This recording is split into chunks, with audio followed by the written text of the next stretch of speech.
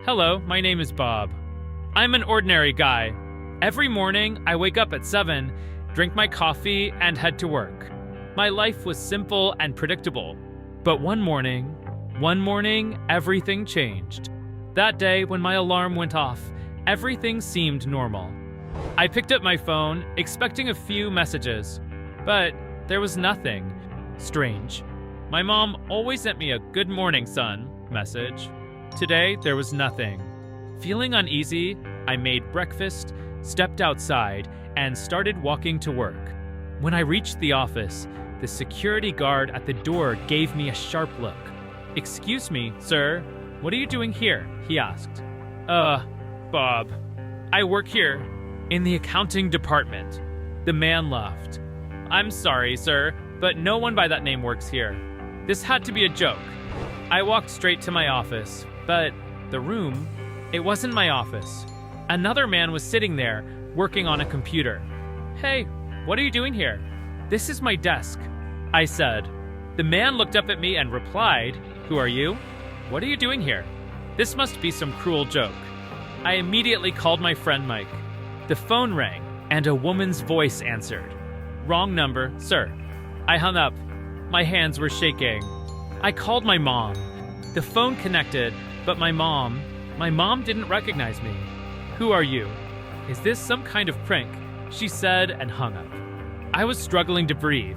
It felt like the world was slipping away beneath my feet. I walked to a park. Everything was blurry. Everyone was a stranger. I felt like a ghost. I was passing by people, but no one looked at me. I felt erased. I sat down on a bench. My eyes filled with tears. "What's happening to me?" I whispered. At that moment, someone sat next to me. A young woman, wearing a black coat with long hair. She looked at me and smiled.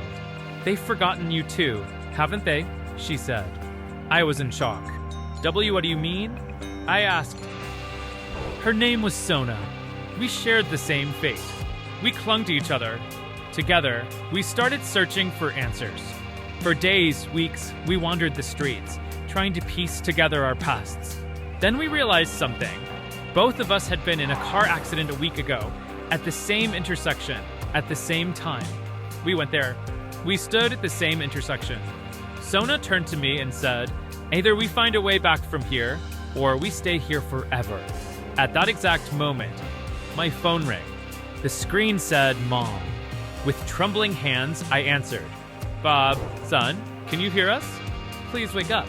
We miss you so much." There was a short silence. Sona looked at me and smiled. "Bob, you have to go. You still have a chance." Tears welled up in my eyes. I squeezed Sona's hand and closed my eyes. When I opened them, I was in a bright white room. I was lying in a hospital bed. My mom and dad were crying by my side. Nurses were rushing around. My mom hugged me tightly and said, "Son, we thought we lost you." But Sona wasn't there. Her fate was different. Maybe she was still there. Maybe she had said goodbye to me in that world. That day, I realized the value of life. Now, I live every day to the fullest. I love people more, I smile more, because I know that one morning, everything can change. Let this story remind you, don't delay hugging your loved ones. Don't postpone showing them your love, because one day, it might be too late. If this story touched your heart, please don't forget to like the video and subscribe. See you in the next story.